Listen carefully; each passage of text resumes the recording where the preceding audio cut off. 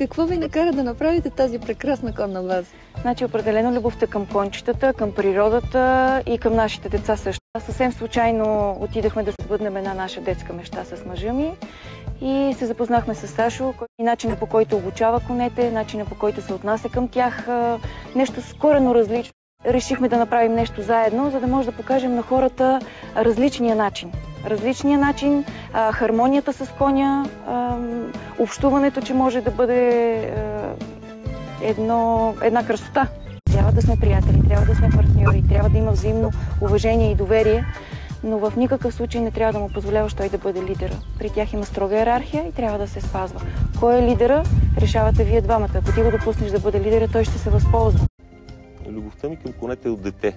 И детска мечта за 10-ти ми рожден ден да ми подарят кон, която така и не се сбъдна. Но когато човек стигне до етап, в който може сам да реализира мечтите си, намира време и средства да го направи. Как се решихте да направите тази база? Ами и лесно и трудно. Лесно, защото се оказа така, че с жена ми имаме едни и същи мечти, едни и същи идеали. А трудно, защото е трудно човек да промени ежедневието. Но когато вземеш решението, въобще не е трудно. Напротив, те подтиква повече да работиш, повече да изграждаш и да виждаш плодовете на труда си. Щастлив човек ли си тук с цялото твое семейство, сред природата, сред изпълнената ти мечта? Определено, значи в живота си, с изключение на момента, в който срещнах жена си, никога преди това и след това не съм бил толкова щастлив, колкото съм тук.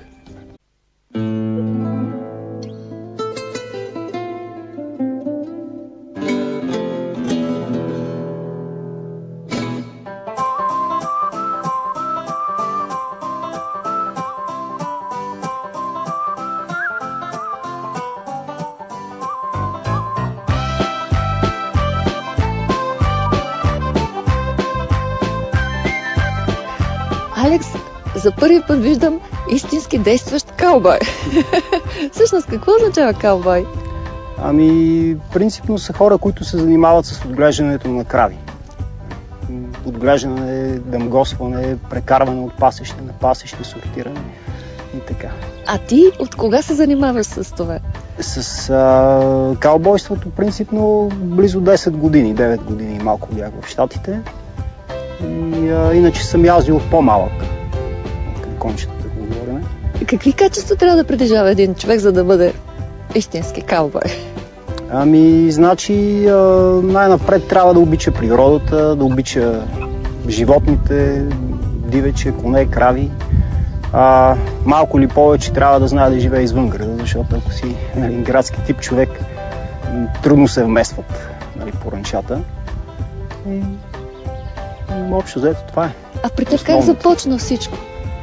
Ами при мен започна 94-та, отидах в Щатите като Foreign Exchange Student. Това е тази програма за обмяна на опит по една линия и вече оттам така се завъртяха нещата. Преди това се бях занимавал с коне, но ми беше интересно да видя просто начина на живот на каубой, на ранчери.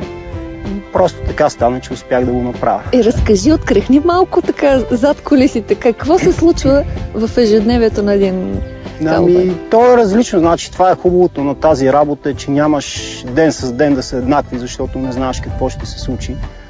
Някой ден може да си излезнал, примерно, да проверяваш талетата, на които са родени, дали са засукали, дали не са. Те кравите през това време могат да са избягали в съседа, да са минали през оградата, да сортираш, оправяш огради, прекарваш обратно, нали така нещата са... А това всичкото се извършва на кон? Ами да, в 90% от случаите да. В смисъл, аз където бях и терена беше достатъчно труден, че нали, освен с кон трудно се минаваше на повечето места. А ласото за какво? Ласото, основното предназначение е за контрол върху други животни, реално, коне, крави. Примерно при вакциниране в Щатите всичко се гледа на открито по ранчата и там ако има някакво болно животно, нали, те са полудиви. Ти не мога да отидеш и да му удариш инжекция. Нали? Трябва първо да го хванеш, после трябва да го задържиш с твоя кон, после слезеш и тогава му удариш инжекция. Така че трябва... Реално ласто е за това да обездвижи другото животно, докато ти го вакцинираш, третираш, да мгосваш или каквото там трябва да се направи. А за каубойските дрехи Какво е предназначението на всичките тези кожи, ресни? Специално за това се казва чапси, кожените панталони, които използвам. Има по-добро сцепление към седлото, пази от дъжд, от вятър. Ако минаваш през тръни, през кактуси, през тия работи, пазят краката. Ресните принципно са... Знам, че водата по-добре се оттича от тях, иначе много хора ги използват само за украса. А тези шалчета, които слагат кълбоите, те за какво? Отново, това е две неща правят обикновено. Едното е като маска, може да се използва, която зад крайите да имат много прах, лятно време особено, 200 крави като си зад тях и доста прашно, нали? А другото е като е по-студено, пък ти топлят врата, защото си ги навиваш на врата. Всяко нещо си има предназначение. Има си предназначение, не е тук така измислено. А седлата? Уестърн седлата и това са основните, които използваме тук. Те са по-здрави, те са по-тежки. Те са правени за цял ден да си на открито. Такова имат непременно урок, защото при работата с животни, било коне, било крави, рога е необходим смисъл, ако хванеш друго животно или водиш друго животно, рога е това, на което ти задържаш другото животно, защото ако вода 500 кг кон от ръка и той ме дръпне, аз съм 80, ще го изтърва, но когато моят кон го задържи, то няма как да... Така че те си просто работни седла. Също за ласо, ако хванеш нещо, не трябва да го завиеш на рога, иначе няма. И кравата ще избяга барабар с ласно. Какво сте научили конете? Почти всеки кон те учи на нещо. Основното е търпение.